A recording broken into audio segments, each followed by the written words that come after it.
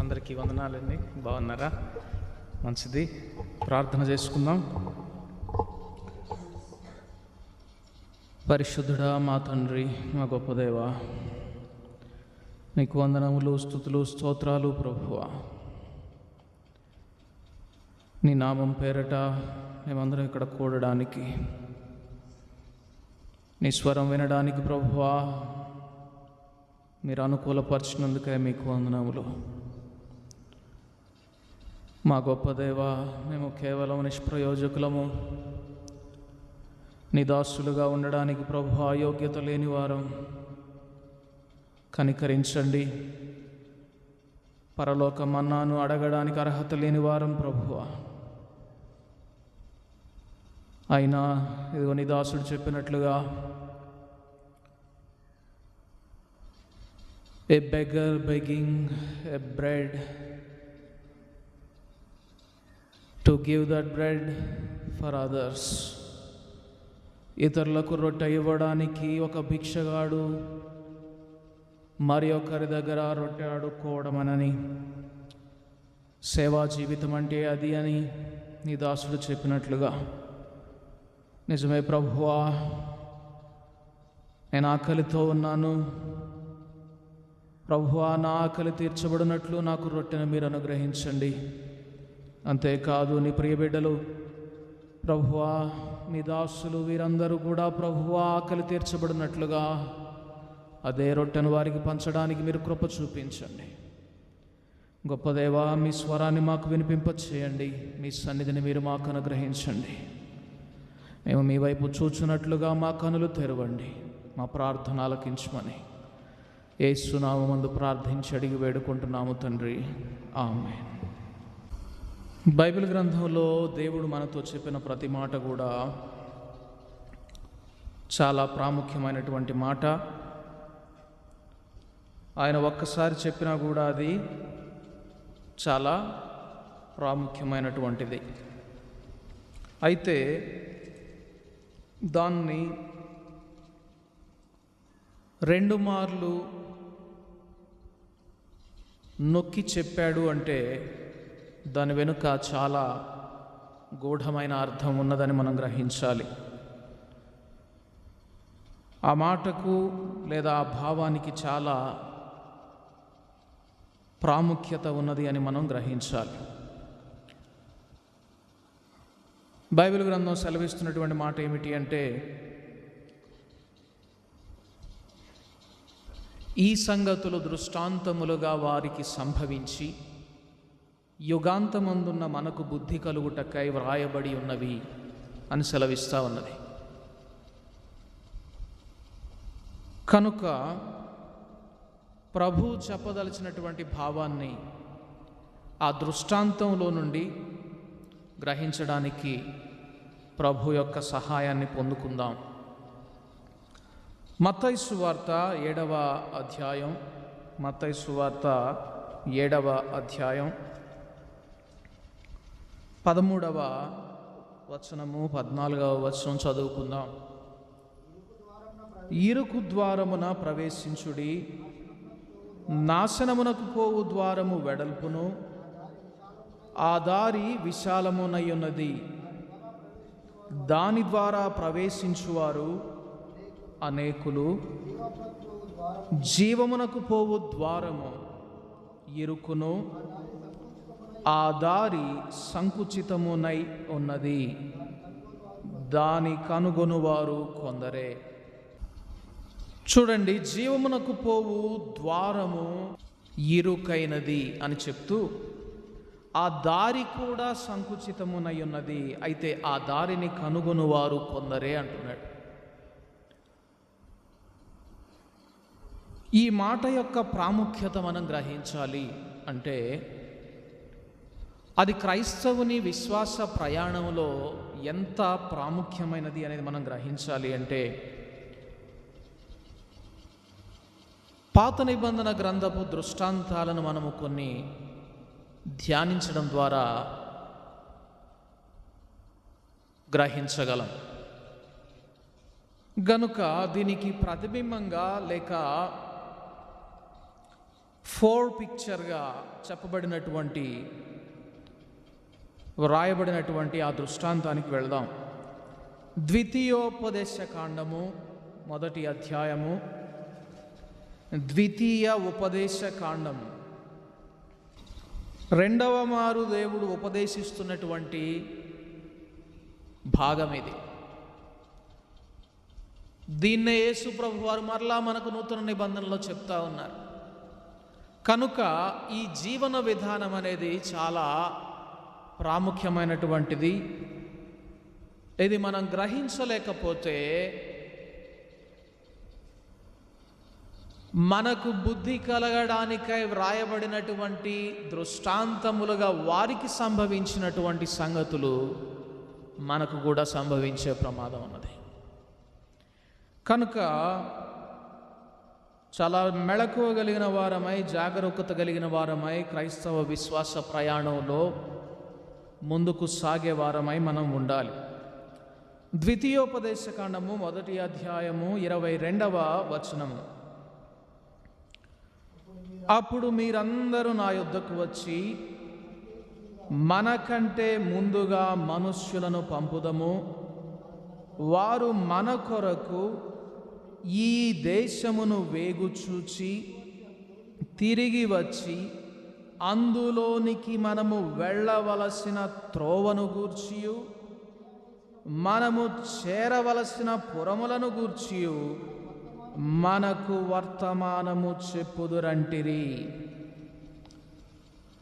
ఎప్పుడైతే వాగ్దాన భూమిలోనికి వారిని ప్రవేశించబెట్టడానికి యేసునాథుడు ఐగుప్తులో నుండి బయటకు తీసుకొని వచ్చి ఎర్ర సముద్రమును దాటించి వాగ్దాన భూమి వైపు వారిని నడిపిస్తూ ఉండినప్పుడు,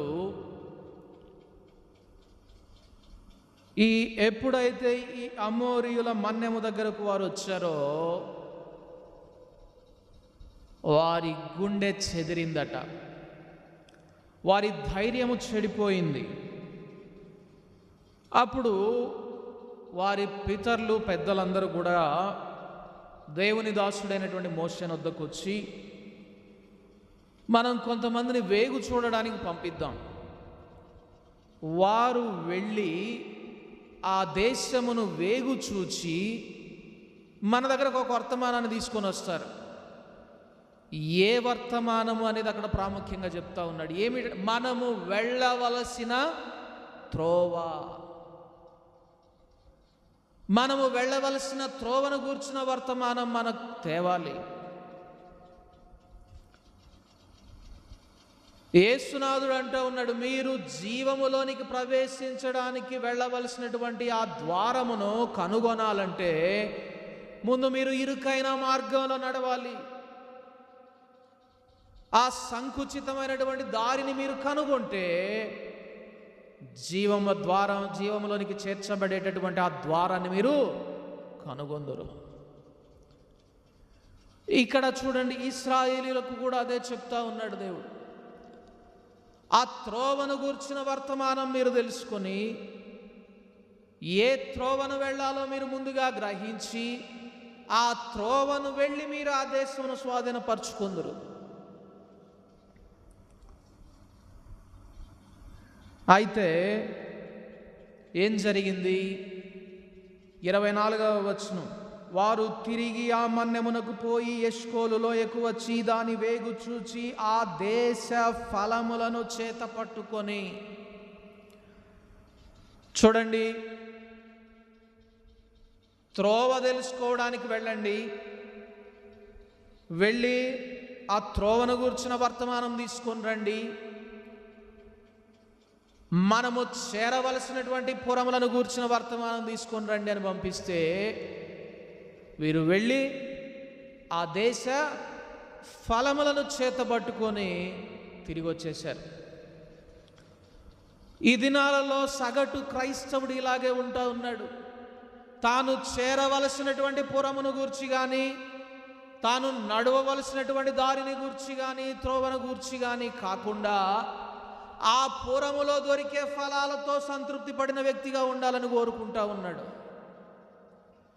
దేవుని యొద్ద నుండి ఉచితముగా మేలులు పొందుకుని సంతృప్తి పడిన జీవితం, దేవుని యొద్ద నుండి ఏదో పొందుకొని అంతటితో తృప్తి పడినటువంటి జీవితం, ఇలాగా ఉండాలని క్రైస్తవుడు కోరుకుంటా ఉన్నాడు. కానీ దేవుడు అతని కొరకు ఉద్దేశించినది ఏంటి? అతడు ఆ పురమును చేరాలి, ఆ త్రోవను తెలుసుకోవాలి. అయితే ఇక్కడ చిక్కు ఏంటంటే ఆ త్రోవ చాలా ఇరుకైనది, అది చాలా సంకుచితమైనటువంటిది. మంచిది, ఆ పురములో మంచి ఫలాలు ఉంటాయి, పాలు తేనెలు ప్రవహిస్తూ ఉంటాయి, విత్తని చెట్ల నుండి ఫలాలు కోసుకుంటారు, విత్తని పొలముల యొక్క పంటను అనుభవిస్తారు. అయితే దానికి ముందు అక్కడకు వెళ్ళే త్రోవలో నీవు అనుభవం పొందిన వాడవై ఉండాలి. ఎంతమంది క్రైస్తవులు ఇలాగా సంకుచితమైనటువంటి దారిలో నడవడానికి ఇష్టపడుతూ ఉన్నారు. ఇరుకైన మార్గము, పరలోక పురము, ఈ రెండింటి మీద ధ్యాస ఉంచండి అని దేవుడు చెప్తా ఉంటే, ఈ రెండింటిని కాక అక్కడ దొరికే ఫలాల మీద క్రైస్తవుడు దృష్టి పెడతా ఉన్నాడు. ప్రియ సహోదరి సహోదరుడా, ఈ దినాన నువ్వు దేవుని ఎందు నిమిత్తం వెంబడిస్తూ ఉన్నావు. నేను ఆ పురమును చేరాలి, ఆ పురమునకు రాజు అయినటువంటి నా ప్రియుని నేను చేరాలి, ఆయన కౌగిలిలో నేను శాశ్వత కాలం విశ్రమించాలి, ఆయన ఆ త్రోవలో నేను నడవాలి, ఆ మార్గంలో నేను నడవాలి అని ఆశపడుతున్నావా? అనేకులు విశాలమైన మార్గంలో నడవడానికి ఇష్టపడుతున్నారు. మరి ఈ దినాన నీ ఇష్టం ఏమిటి? నీ అభీష్టం ఏమిటి? 25వ వచనము, మన యొద్దకు తీసుకొని వచ్చి మన దేవుడైన యెహోవా మనకిచ్చుచున్న దేశము మంచిదని మనకు తెలియజెప్పిరి. ఆ ఫలాలు తీసుకొని వచ్చారు, ఫలాలను బట్టి దేశము మంచిది అని చెప్పారు. ఫలాలను బట్టి దేశం మంచిదని చెప్పారు.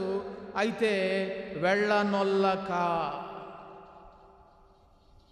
మీ దేవుడైన యెహోవా సెలవిచ్చిన మాటకు తిరుగబడి మీ గుడారములలో సణుగుచు.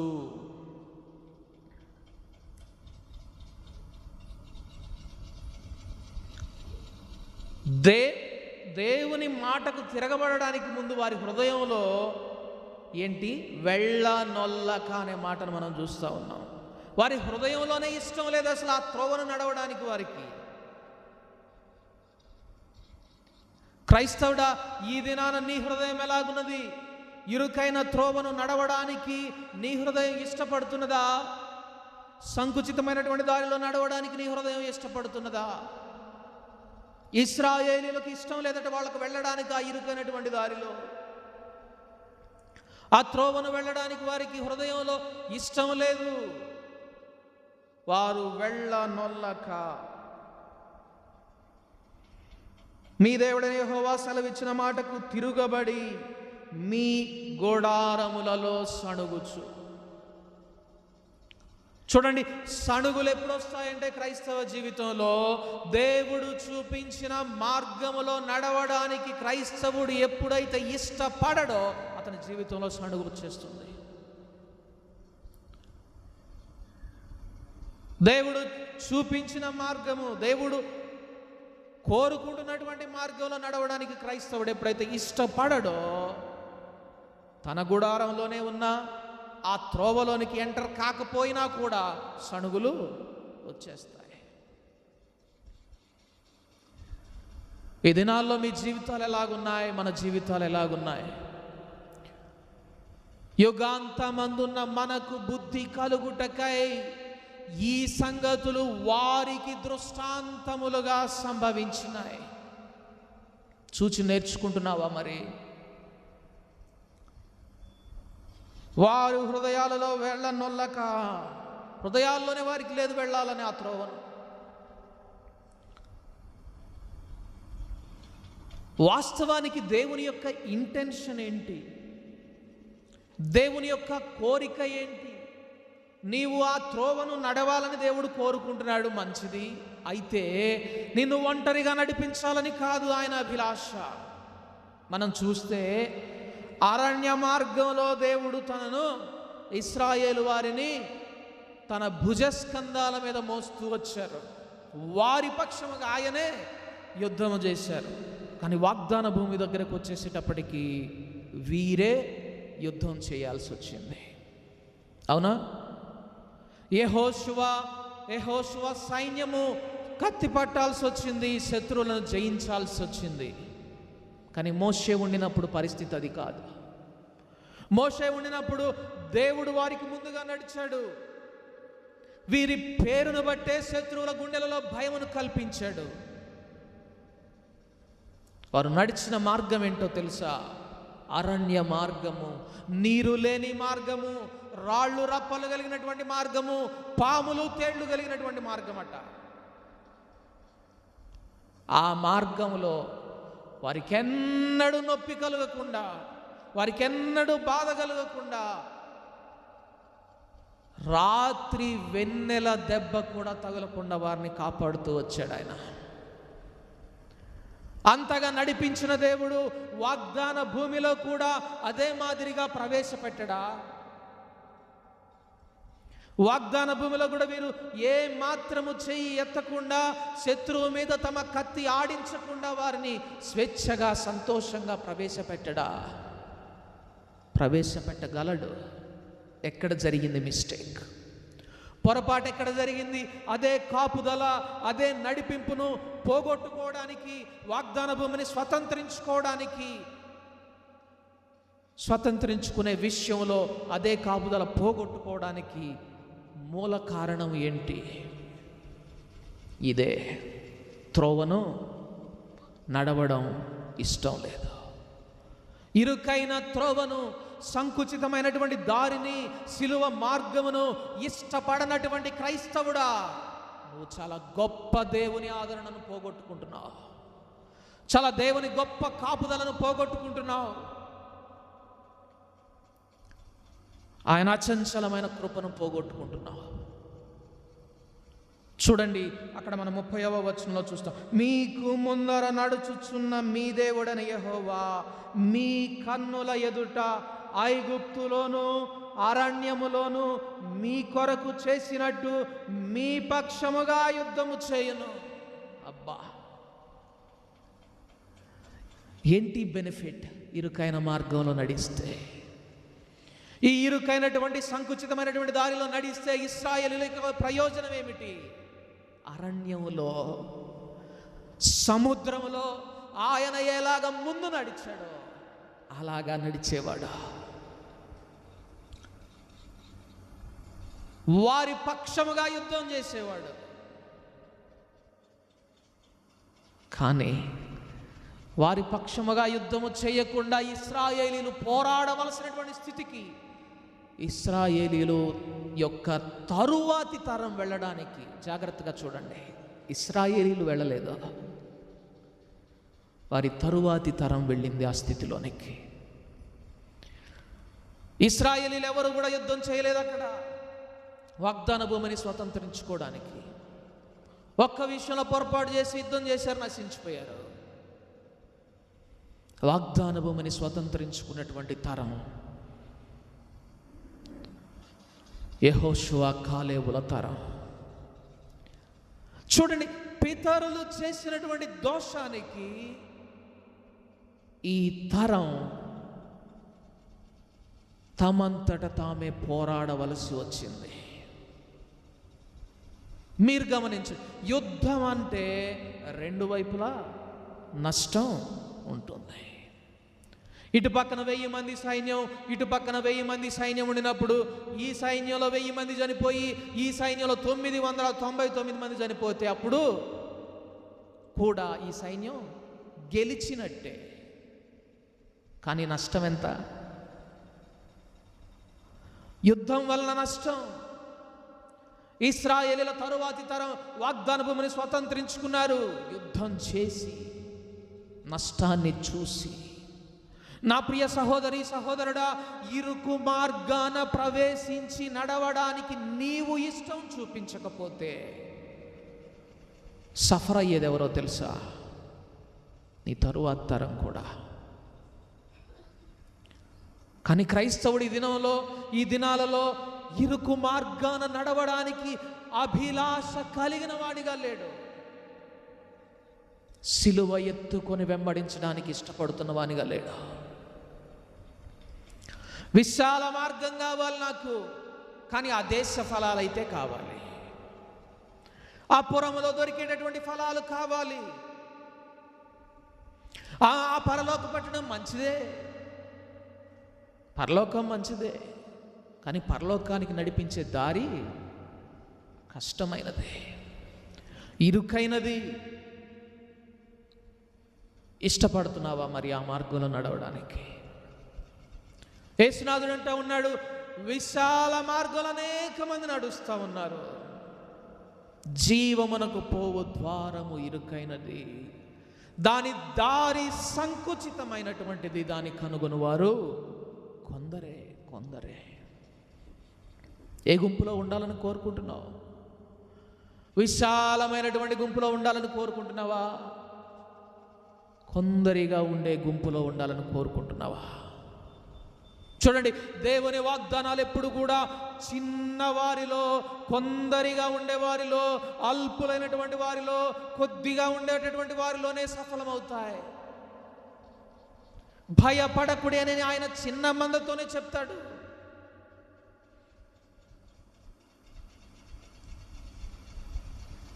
మరి ఇరుకైనటువంటి మార్గంలో నడవాలని భావించే కొద్ది మందిలో ఉండాలని నువ్వు ఆశపడుతున్నావా ప్రియ సహోదరి సహోదరుడా? మనుష్యుడు తన కుమారుని ఎత్తుకొనున్నట్లు మిమ్ముని ఎత్తుకొని వచ్చాను, ఇప్పటిదాకా అలాగే ముందుకు కూడా తీసుకొని వెళ్తాను. మీ హృదయాల్లో మీరు గనక ఇక్కడ చూడండి, దేవుని యొక్క తలంపు మీరు ఆ మార్గంలో నడిచేదాకా అని కూడా అనట్లేదు. మీ హృదయంలో మీరు ఇష్టపడితే చాలు ఆ మార్గంలో నడవడానికి. కానీ బ్రేక్ ఎక్కడేశారు ఇశ్రాయేలీలు? కాళ్ళకి కాదు, హృదయానికి బ్రేక్ వేసేసారు. క్రైస్తవుడా, నీ ఆత్మీయ ప్రయాణానికి నువ్వెక్కడ బ్రేక్ వేస్తున్నావు? ఇరుకు మార్గంలో నడవడానికి ఇష్టపడుతున్నావా?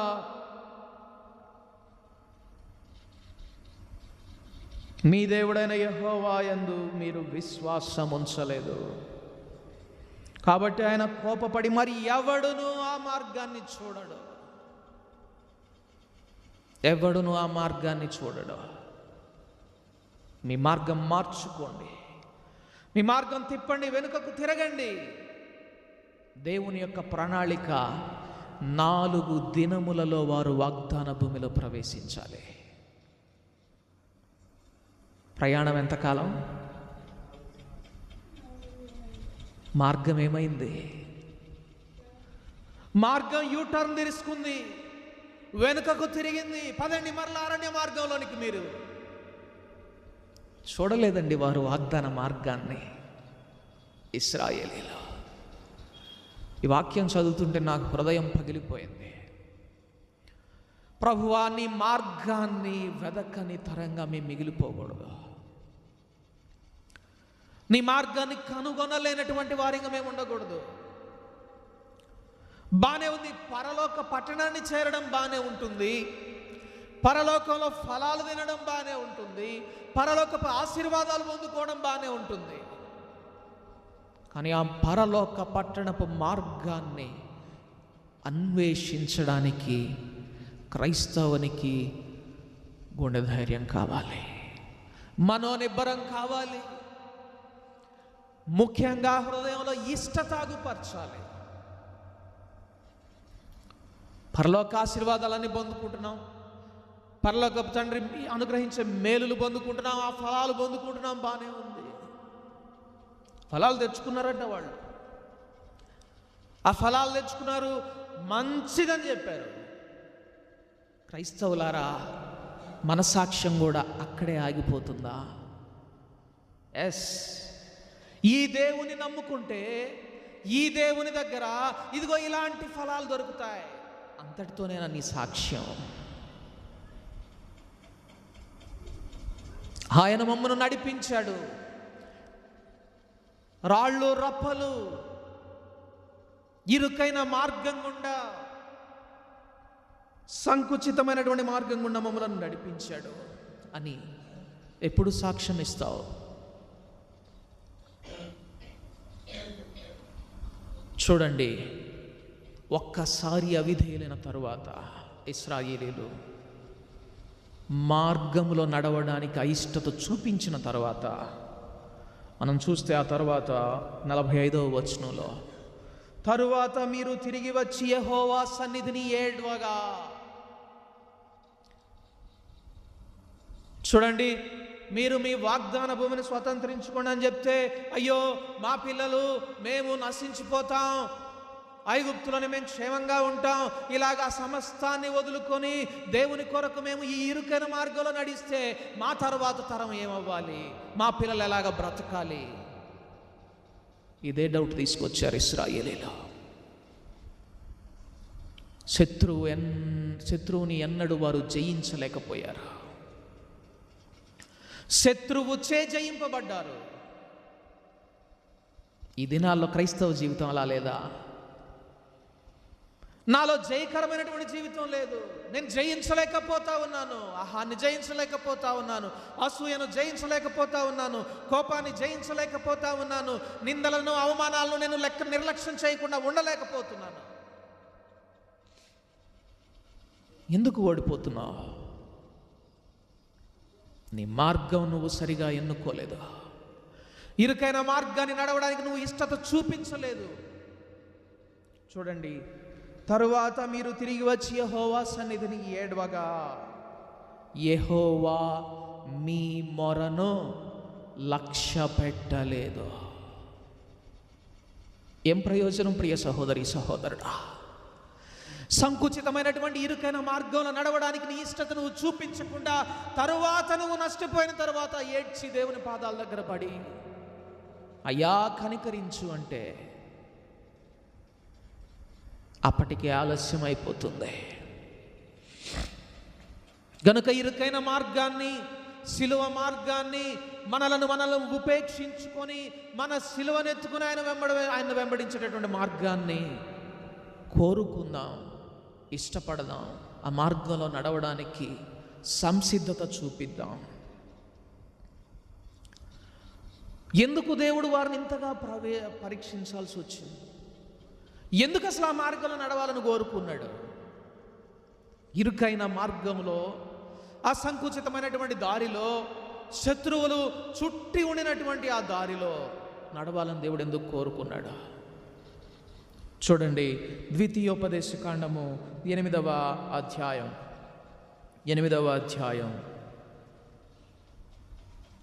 2వ వచనం. మరియు నీవు ఆయన ఆజ్ఞలను గైకొందువో లేదో నిన్ను శోధించి నీ హృదయములోనున్నది తెలుసుకొనుటకు. నీ హృదయంలో ఉన్నది తెలుసుకొనుటకు.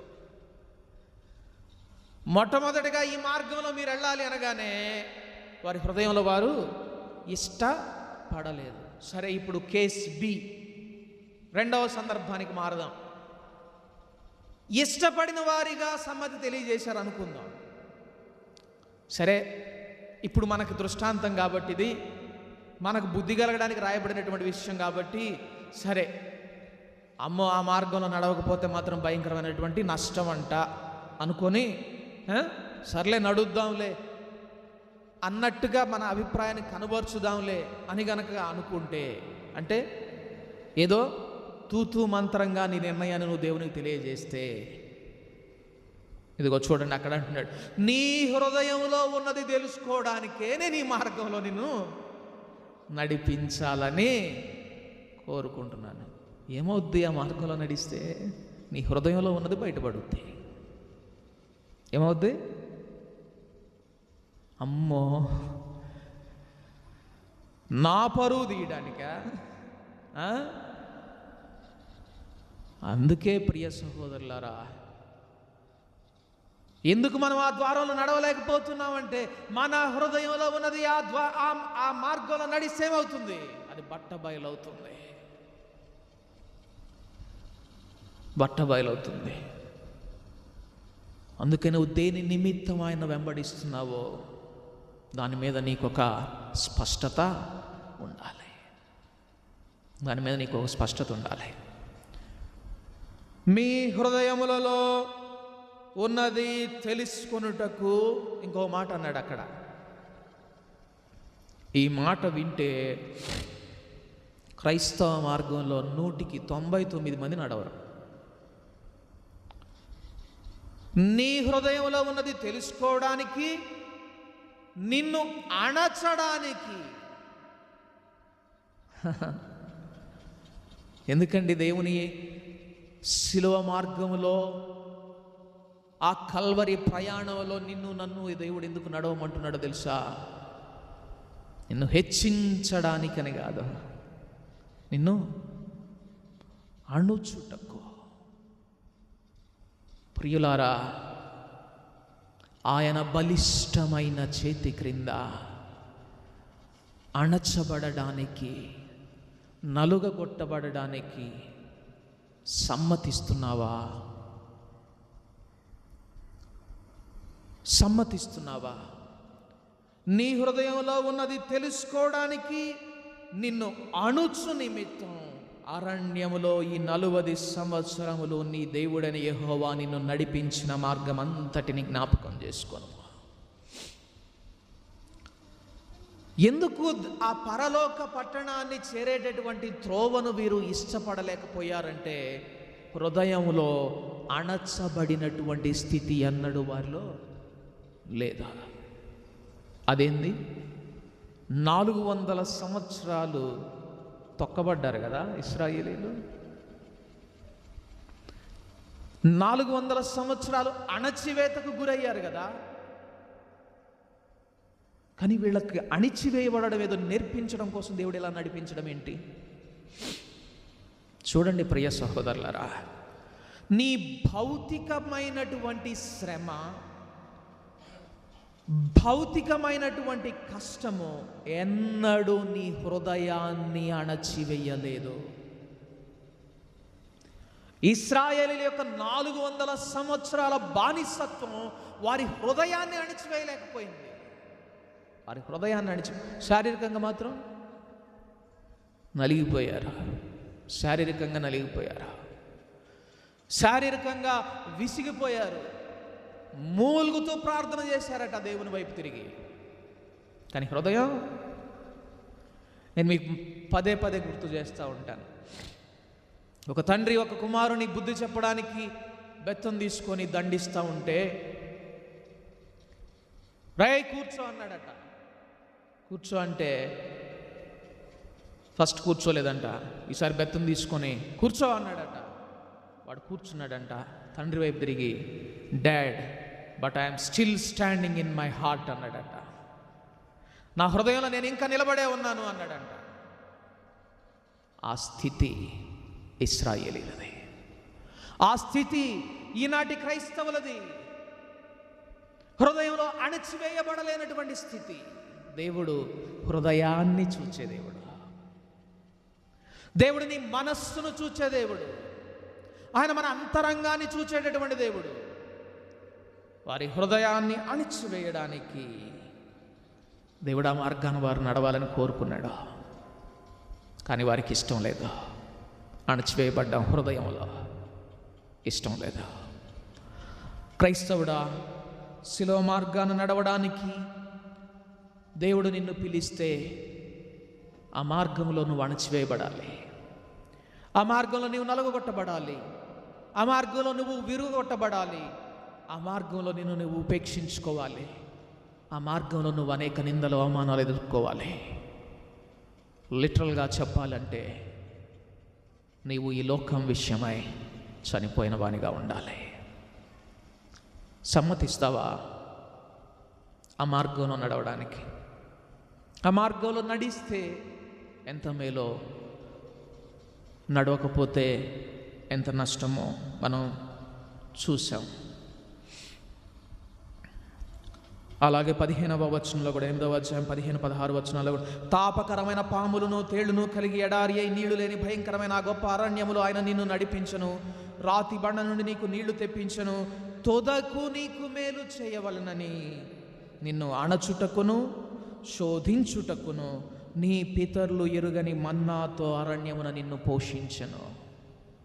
దేవుడు నిన్ను పోషించడానికి, దేవదూతలు తినేటటువంటి ఆహారంతో నిన్ను పోషించడానికి, లేకపోతే దేవదూతలకు ప్రధానులకు కనుబరచబడనటువంటి జ్ఞానమును ఈరోజు నీకు బోధించడానికి ఆయన ఉద్దేశం ఏంటో తెలుసా?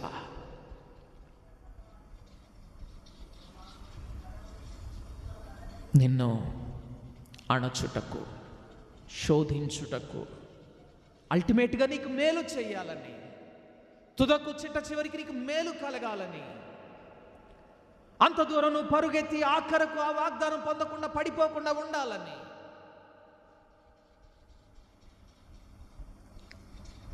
దేవుడు నిన్ను ఈ మార్గంలో నడవాలని కోరుకుంటా ఉన్నాడు. కానీ అణచబడడం, నలుగగొట్టబడడం ఇష్టము లేని క్రైస్తవ జనాంగంగా ఉంటున్నామా? ఆ ఇశ్రాయేలులకు వారికి ఇష్టం లేదట.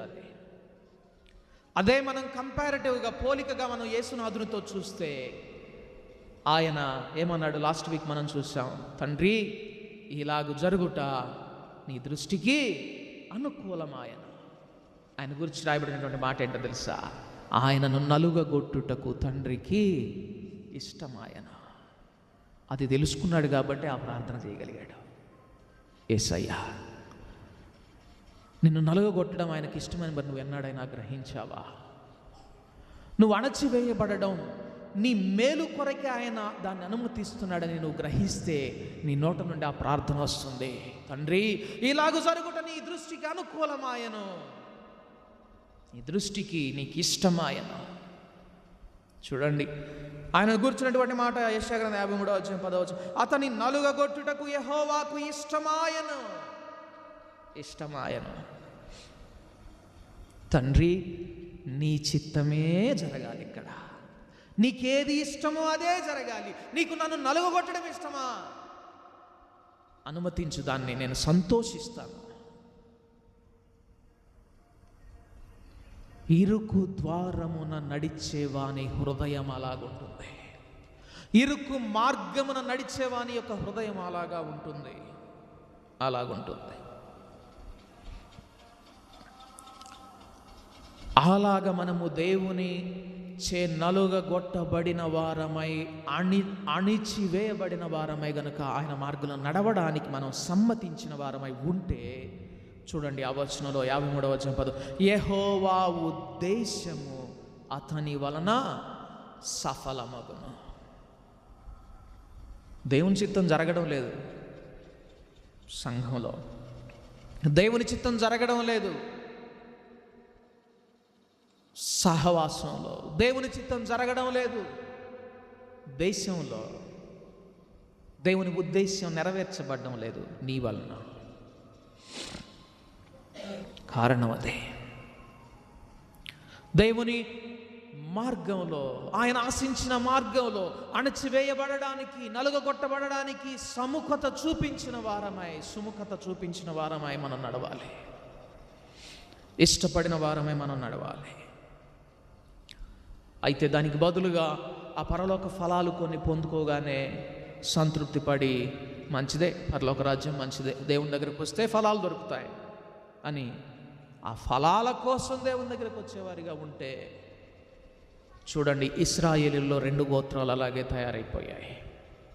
చూద్దాం సంఖ్యాకాండము 32వ అధ్యాయం. సంఖ్యాకాండం 32వ అధ్యాయం.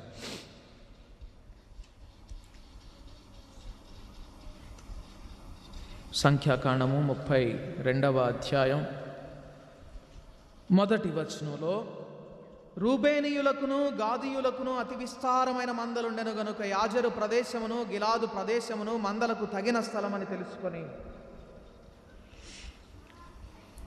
గిలాదులో బాగా పచ్చికున్నది, మనకు విస్తారంగా గొర్రెలు ఉన్నాయి, మందలు ఉన్నాయి కనుక మనం ఇక్కడ సెటిల్ అయితే బాగుంటుంది అని రూబేను గోత్రపు వారు, గాదు గోత్రపు వారు భావించారట. రూబేనీయులు, గాదీయులు ఆ గిలాదు ప్రదేశంలో ఇక మేము ఇక్కడే ప్రాకారాలు కట్టుకుంటాం, మేము ఇక్కడే పట్టణాలు వేసుకుంటాం, మేము ఇక్కడ సెటిల్ అయిపోతాం అని అనుకున్నారట. ప్రియ సహోదరుడా, కొంచెం పచ్చిక కనపడగానే, కొంచెం ఆశీర్వాదం కనబడగానే, కొంచెం మేలు కనబడగానే, రైట్, ఇది చాలు, నాకు ఈ పరిస్థితిలో నేను ఇక్కడే సెటిల్ అయిపోతాను, ఇక నేను ఆ త్రోవను నడువను అని నువ్వు అనుకుంటున్నావేమో. అక్కడ మోషే అంటున్నాడు, వాగ్దాన భూమిలోనికి పోండి, మీరు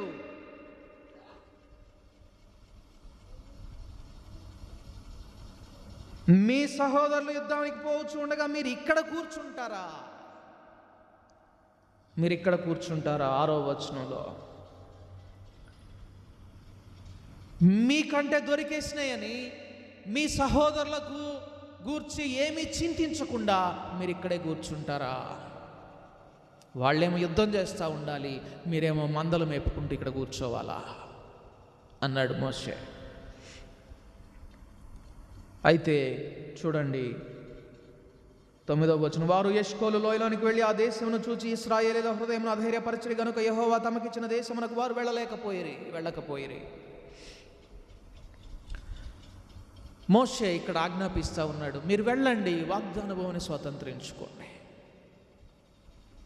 దేవుడు మీ పితరుల అవిధేయతను బట్టి నన్ను కూడా శిక్షించాడు, నేను కూడా వెళ్ళలేను, అయితే మీరు వెళ్ళండి అంటే రూబేనీయులు, గాదీయులు అంటున్నారు, ఇక్కడ మాకు బాగుంది, మేము ఏడు ఉంటాం. అరే, మీ సహోదరులు యుద్ధం చేయాలి, వారి ఎదుట యొర్దాన్ ఉన్నది. త్రోవలో ఏముంది? ఇప్పుడు త్రోవలో యొర్దాన్ ఉన్నది. యొర్దానులో నువ్వు ముంచబడాలి. అదే నిజమైన బాప్తిస్మపు అనుభవం. యొర్దానులో నీవు మునిగి దాటి వెళ్ళాలి. దాటి వెళ్ళి నీ సహోదరుల పక్షంగా నీవు యుద్ధం చేయాలి. వీళ్ళన్నారు, సరే వెళ్తామయ్యా.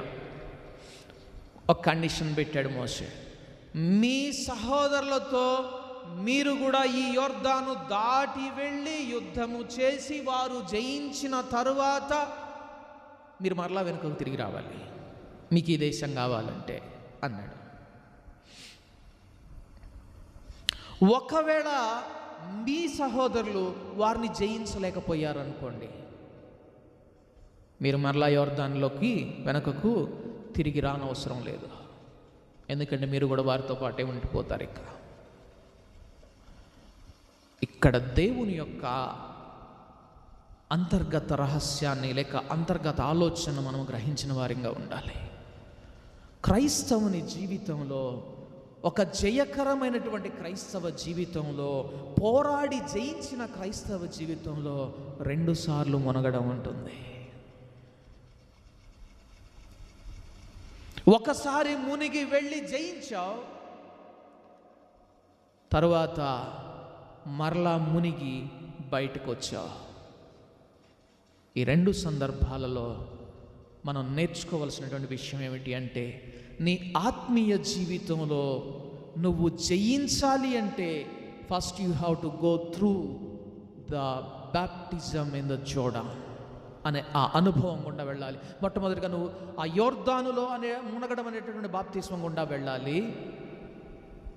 తరువాత నీకు ఇవ్వబడినటువంటి దేశంలో, వాగ్దాన భూమిలో నువ్వు నివసించాలి అంటే మరలా నువ్వేం చేయాలి? మరలా అదే అనుభవంలో గుండా వచ్చి, వెనుక ఉన్నది నేను మరచితిని, నేను జయించినదంతా, పోరాటాన్నంతా నేను మరచిపోయిన వాడను అని సాక్ష్యం ఇవ్వాలి. క్రైస్తవుల్లో 2 సార్లు యోర్దాను దాటిన అనుభవం ఉండాలి.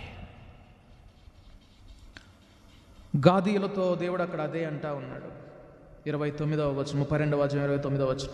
గాదీయులను రూబేనీయులను అందరూ యెహోవా సన్నిధిని యుద్ధమునకు సిద్ధపడి మీతో కూడా యోర్దాను అవతలికి వెళ్ళిన ఎడల ఆ దేశము మీ చేత జయింపబడిన తరువాత మీరు గిలాదు దేశమును వారికి స్వాస్థ్యముగా ఇయ్యవలెను. అయితే వారు మీతో కలిసి యోధులై ఆవలికి వెళ్ళని ఎడల వారు కనాను దేశమందే మీ మధ్యను స్వాస్థ్యములను పొందుదురనగా. చూడండి, క్రైస్తవ జీవితంలో ఇలాంటి అనుభవం ఉండాలి. 2 మార్లు అణచివేయబడినటువంటి జీవితం, దేవుని బలిష్టమైన చేతి క్రింద దీన మనస్కులుగా ఎదగడం. చూడండి, ఇంతగా దేవుడు ఇశ్రాయేలులకు పాఠం నేర్పించినప్పుడు దేవుడు ఎంత కఠినుడండి, ఎంత భయంకరంగా తీర్పు తీర్చాడు ఇశ్రాయేలీయులకు. వారు ఇష్టపడలేదు ఆ త్రోవను చూసి, వారు భయపడ్డారు ఆ త్రోవను చూసి. అంత మాత్రాన వారికి అంత భయంకరమైన పనిష్మెంట్ ఇవ్వడమా? లేదు. మనం ఆయన అంతరంగాన్ని సరిగా చూడలేదు. ఆయన వారి గురించి ఏమన్నాడో ఒకసారి మనం ఇర్మియా రాసినటువంటి గ్రంథంలో, ఇర్మియా గ్రంథంలో మనం చూడగలుగుతాం. ఇర్మియా గ్రంథము 2వ అధ్యాయం 2వ వచనం ఒకసారి మనం చూస్తే, ఇర్మియా గ్రంథము 2వ అధ్యాయం 2వ వచనం ఒకసారి మనం చూస్తే, నీవు వెళ్ళి యెరూషలేము నివాసుల చెవులలో ఈ సమాచారము ప్రకటింపుము. యెహోవా సెలవిచ్చునదేమనగా, నీవు అరణ్యములోను విత్తనములు వేయదగని దేశములోను నన్ను వెంబడించుచు నీ యవ్వన కాలములో నీవు చూపిన అనురాగమును, నీ వైవాహిక ప్రేమను నేను జ్ఞాపకం చేసుకొనుచున్నాను. ఇశ్రాయేలును గురించి ఏమంటున్నాడో తెలుసా? అరణ్యములో విత్తనములు వేయదగని దేశములో. విత్తనాలు మీరు ఏ భూమిలో వేయరు?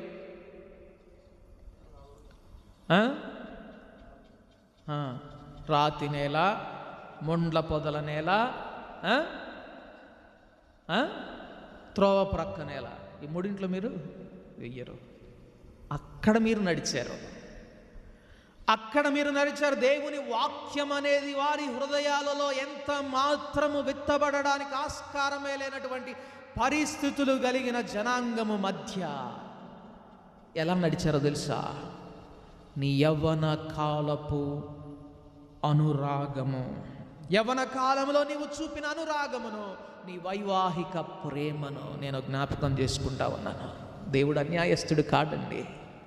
యవ్వనస్తులైన ఇద్దరు చూపించిన ఆ వైవాహిక ప్రేమ ఇశ్రాయేలు మొత్తాన్ని జ్ఞాపకం చేసుకోవడానికి కారణమైంది. ప్రియ సహోదరులారా, న్యాయవంతుడైనటువంటి ఈ దేవుడు నీ పక్షంగా, నా పక్షంగా అట్టి సాక్ష్యం చెప్పాలని కోరుకుంటే యెహోషువ, కాలేబుల వలె ఆ మార్గాన, ఆ త్రోవను నడవడానికి సమ్మతించిన వారిగా ఉందాం. ఆయన ఎన్నడూ అన్యాయము చేయడు. ఆయన అన్యాయస్తుడు కాడు. ఆయన నీవు చూపుచున్నటువంటి అనురాగాన్ని, ఆయన పట్ల నువ్వు చూపిస్తున్నటువంటి అంకిత భావాన్ని ఆయన గుర్తుపెట్టుకుంటాడు, జ్ఞాపకం చేసుకుంటాడు. అక్కడే అంటున్నాడు, అప్పుడు ఇశ్రాయేలు యెహోవాకు ప్రతిష్ఠిత జనం, ఆయన రాబడికి ప్రథమ ఫలము ఆయను. అబ్బా, ఎంతగా ఇశ్రాయేలును దేవుడు హెచ్చిస్తున్నాడో చూడండి. నేను ఒక పంట వేస్తే ఆ పంటలో రాబడిలో ప్రథమ ఫలం వారు.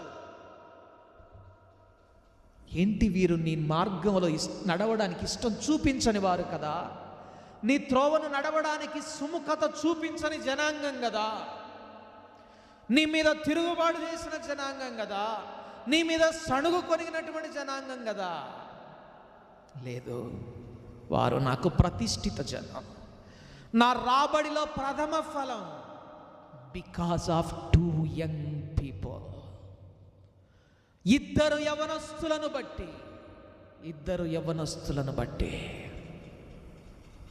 నీవు ఆయన ప్రథమ ఫలంగా మారుతావా? మరి ఆయన రాబడిలో ప్రథమ ఫలంగా, ఆయన ప్రతిష్ఠిత జనాంగంగా మార్చబడాలి అంటే అలాంటి కమిట్మెంట్ తోటి దేవుణ్ణి అనుసరించడానికి ఇష్టపడే వారిని దేవుడు వెతుకుతున్నాడు. ఒకరు కావచ్చు, ఇద్దరు కావచ్చు. ఫలితం ఇశ్రాయేలీయుల మొత్తాన్ని గూర్చి ఆయన జ్ఞాపకం చేసుకోవడానికి కారణమైంది. ఈ సందెపూడి సంఘాన్ని మొత్తాన్ని దేవుడు జ్ఞాపకం చేసుకోవాలంటే అలాంటి వారి కొరకు దేవుడు ఎదురు చూస్తూ ఉన్నాడు.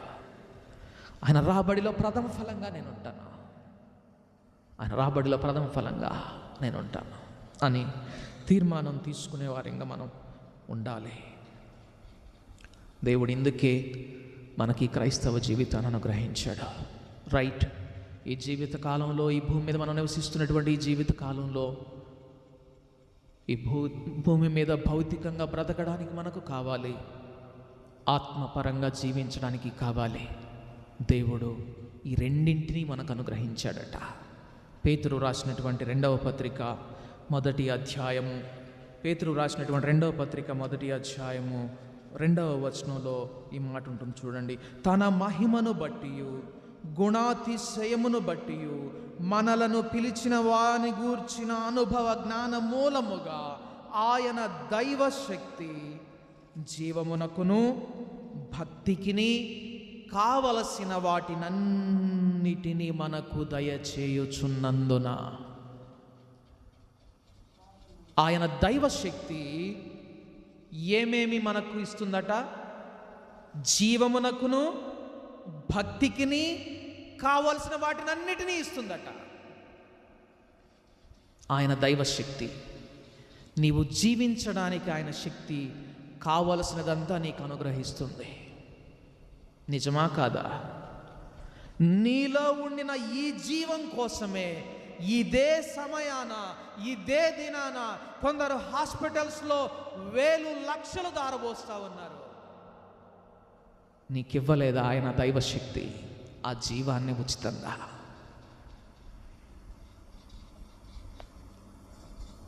ఈ భక్తి జీవితం జీవించడానికి దేవుని వాక్యం కొరకు అరులు చాచుతున్నటువంటి జనాంగాలు ఉన్నాయి దేశాల్లో.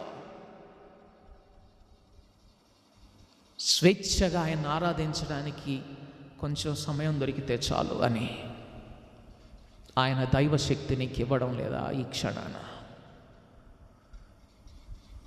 మనము జీవించడానికి, భక్తి చేయడానికి మనకు కావలసినదంతా ఆయన అనుగ్రహిస్తున్నాడట. అయితే అది దేని వలన మనకు అనుగ్రహించబడుతుందో చెప్తున్నాడు పైన. నీ జీవితంలో నువ్వెన్నడూ కూడా నీ అక్కరలో లోటు కలిగిన వ్యక్తిగా ఉండకుండా, నీ అక్కర తీర్చబడిన వ్యక్తిగా నువ్వు ఉండాలి అంటే, నీ ఆత్మీయ జీవితంలో దైవశక్తితో కూడినటువంటి ఆత్మీయ జీవితం నువ్వు జీవించడానికి తగినటువంటి ఆత్మీయ వరాలు నువ్వు కలిగి ఉండాలంటే, నీవు వెదకవలసినది, నీవు చేయవలసినది ఏంటి అంటే, ఆయన మహిమను బట్టి, గుణాతిశయమును బట్టి మనల్ని పిలిచిన వాని గూర్చిన అనుభవ జ్ఞానం, దాన్ని వెదకాలి. ఆయనను గూర్చిన అనుభవ జ్ఞానం మనం వెతికితే నీ అక్కర తీర్చబడుతుంది, నీ ఆత్మీయ ఆకలి తీర్చబడుతుంది. అనుభవపూర్వకంగా ఆయనను గ్రహించిన వారిగా, గుర్తించిన వారిగా మనం ఉండాలని ఆయన కోరుకుంటున్నాడు. ఆయన అనుభవం ఏమిటి అంటే, ఆయన తండ్రి ఆయనను నలుగగొట్టుటకు ఆయనకి ఇష్టం, ఆయనను గ్రహించాడు. అందుకే అన్నాడు, తండ్రి ఇలాగ జరుగుట నీ దృష్టికి అనుకూలం ఆయన అన్నాడు. విత్తనములు వేయదగని దేశములో, అరణ్యములో, మారు మనసు పొందనటువంటి దేశాల మధ్య, పట్టణాల మధ్య ఆయన సువార్తను ప్రకటించాడు. తండ్రి పట్ల తన అనురాగాన్ని కనుబర్చాడు. అధైర్యపరుస్తున్నటువంటి సహోదరుల మధ్య శత్రుమూకలు చుట్టిన మార్గంలో నడవడానికి ఇష్టపడ్డారు ఇద్దరు యవనస్తులు. ప్రియ సహోదరులారా, క్రైస్తవ జీవితంలో ఆ పరలోక పట్టణంలో నిత్యము నివసించేటటువంటి అనుభవంలో ఉండాలి అంటే ఈ త్రోవను నడవడానికి నీవు ఇష్టపడిన వ్యక్తిగా నువ్వు ఉండాలి. ఇరుకైన ఆ దారి కనుగొనేవారు కొందరే. ఆ కొందరిలో ఉండడానికి మన సమ్మతిని మనం దేవునికి తెలియజేద్దామా? ప్రార్థన చేసుకుందాం. పరిశుద్ధుడా, మా గొప్ప తండ్రి,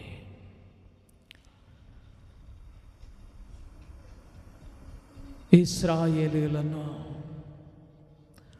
వాగ్దాన భూమిలో వారేమీ పోరాడకుండానే ప్రవేశపెట్టాలన్నది నీ హృదయ వాంఛ, కోరిక, కాంక్ష అయ్యున్నది. అయితే ఇశ్రాయేలీయులు ఆ త్రోవను వెళ్ళడానికి ఇష్టపడలేదు. మా తండ్రి, మేమందరము జయించిన వారిగా నీ సింహాసనం ఎదుట నిలవబడాలనేది నీ కోరిక అయి ఉన్నది.